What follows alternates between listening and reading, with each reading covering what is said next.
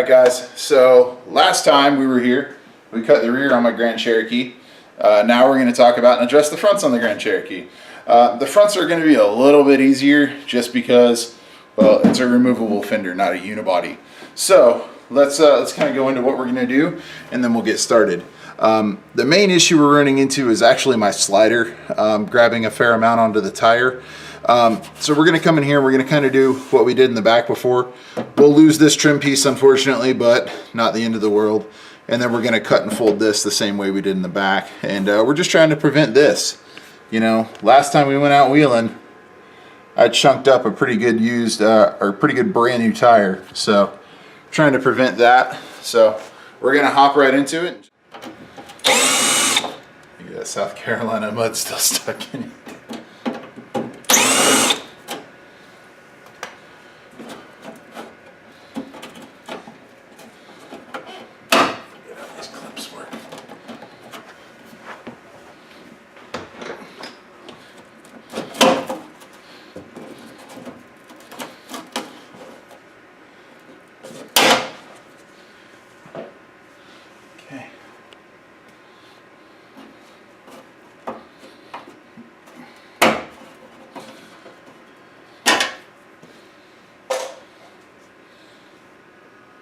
Didn't even break it. Previously, somebody, not myself, has actually cut into this a little bit. So we're just going to kind of try and improve on that and find a line somewhere in there that kind of works for us, that gives us just that little bit of clearance that we need, keeping in mind that we can't go past this.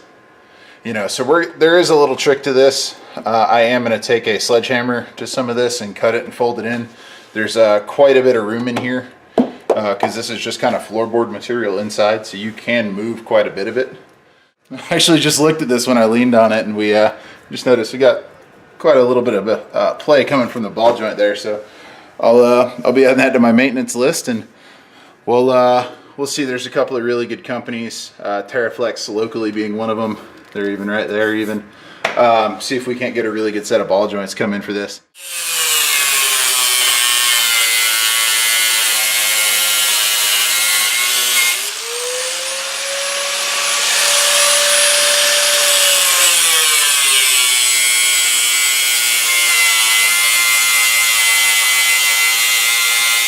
I don't know if anybody else runs into this problem, but I absolutely hate it because you try and wear safety goggles and you try and be safe, and then they fog up and you can't see your hands, which is not real safe when you're using a cutoff wheel. So if anybody watches this and you know of a good pair of safety goggles that don't fog up all the time, please leave a comment with a link or something like that so we can get a couple pairs, because this is really annoying.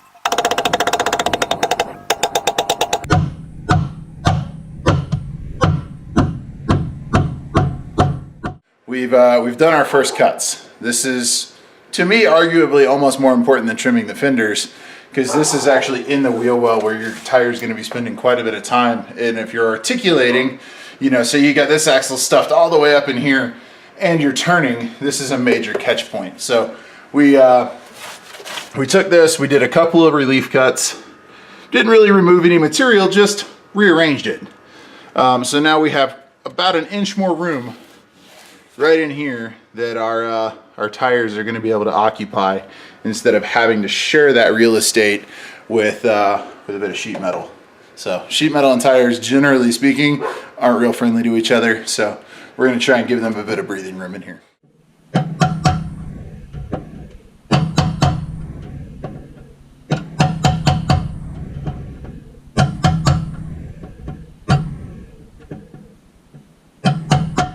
know if somebody else was trying to pry in there in the past or something, but this was really opened up where it didn't need to be. And you know, we do get a little bit of salt and stuff out here, so we're going to be spraying this all down and seam sealing it all back up. So I don't want to have any big holes that we've got to contend with.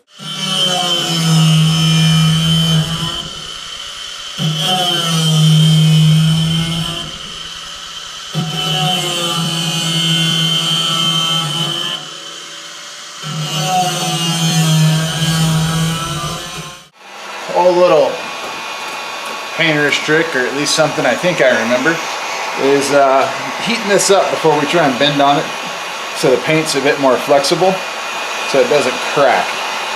So we're gonna give this a go and see if it works. I mean, if not, we'll go to our local body shop and I'll have them paint match my fenders. This is a custom color.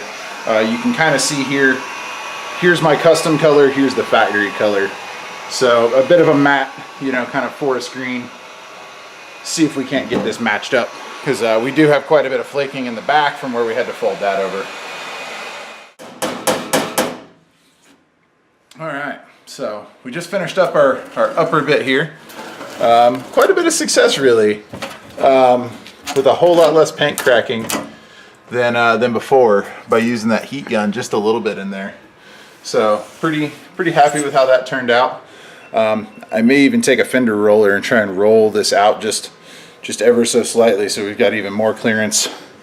Bit of a car thing, but it works on Jeeps too. So we're working on what our plan's going to be for right in here. And for this upper bit, probably the first 4 or 5 inches, we're going to leave our sheet metal, cut and fold it in, and then after that we're going to cut this lip off, and then we're going to make our cuts inward, and we'll fold that material in. If not, you just wind up with a bit too much excess material, and we'll kind of do the same thing all the way down.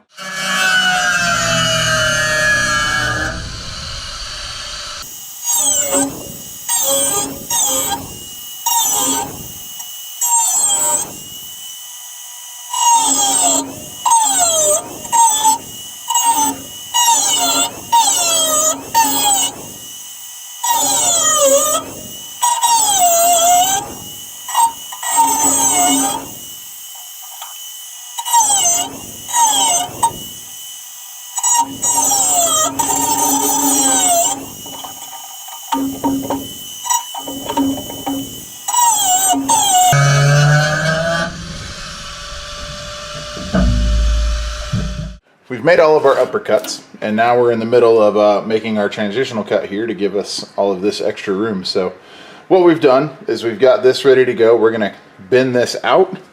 So we'll take our pliers in here, just kind of get it where we want it to be, and then we'll just take it out just like that. Then we're going to make the rest of our cut inward here in those 3 spots, and then those will get folded in just the same as all this. We just have to change that angle a little bit.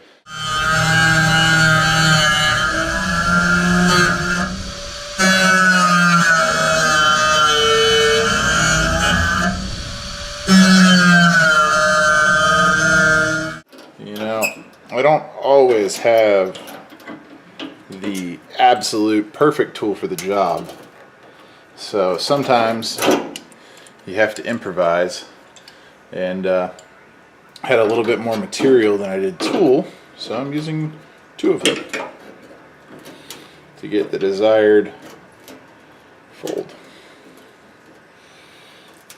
The main fender all the way down has been cut and folded. There is now no more fender that should be in the way. We've just cut a pretty sizable chunk of a slider off, so that should prevent the tire grabbing. We've beaten and folded all of this in. We've smashed this in a fair amount. We might see if we can get a little more there. And then all we've got is what's up here. So we're just going to do a couple of folds like this, just like I did kind of on that rear floor pan. If you watched the previous video that we uploaded. Which if you have, you're an awesome person, and we appreciate your support. So we're going to do a little bit of folding here, a little bit of folding here, and then we'll come in and we'll seam seal this area here, and that'll be the front, you know, that'll be done. What we got to do is just do the other side. It's nice and easy after you've done one.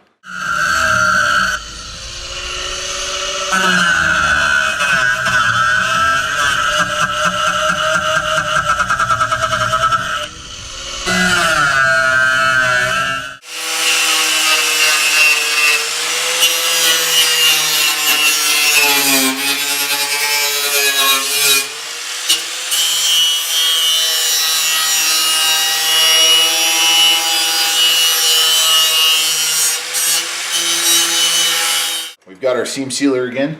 Just gonna come in here, seam seal this up so we're nice and factory, and then we'll just undercoat it again. So.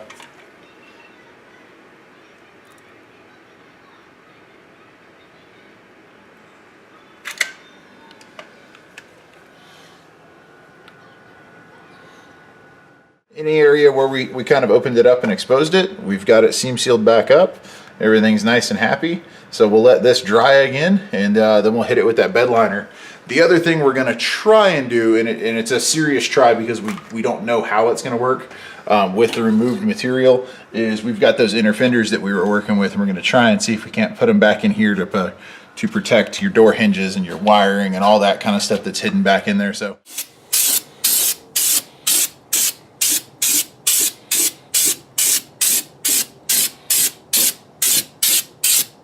Well, we're all wrapped up. We've got everything trimmed. We've got it undercoated. We've got it seam sealed. We've got our wheel and tire back on here. So really all we're lacking is a little bit of paint here. And most would choose to, just get some black spray paint or something like that and paint it that way. I'm going a little bit more of a show and wheel kind of build here. I hate to admit it, but it is kind of a bit of a mall crawler. It'll see some trails, it'll see some abuse, but I also really want it to look nice. So I'm going to take it over to a local shop, and I'm going to have them mix me up an aerosol can that's matched to my color, and then we'll be doing a little bit of body work to kind of smooth this all the way out, and I'll be repainting this to match. So that's why this is still a little bit of raw metal. I have a little bit more work to do, but any can of spray paint really, or I think Duplicolor makes a couple of automotive, auto body grade aerosol cans you can pick up at the parts store if you wanted to go black. Unfortunately for me, this is my factory color, this is my custom color, so it's a little bit more involved for me to do some touch up. So I'll be handling that this week. We'll put up a photo or something like that on the Instagram of like the finished product, but for now we're done. Everything in here looks phenomenal. Everything's cleaned up, and we're gonna go put the wheel back on the other side, and I think we're gonna get to work on a TJ a little bit. So we'll see you guys next time. Go ahead and follow us, Instagram, RockCrawlinJeeps, Big Goofy 1, and then feel free to comment. Tell us what you like about the episode. Tell us what you want us to change. Comments, criticisms, all of it. It's all welcome. We're learning this as we're doing it, so anything that we can do to kind of make it better for you, let us know. We can't grow and get better if we don't know what we're doing wrong. So let us know, and catch us next time.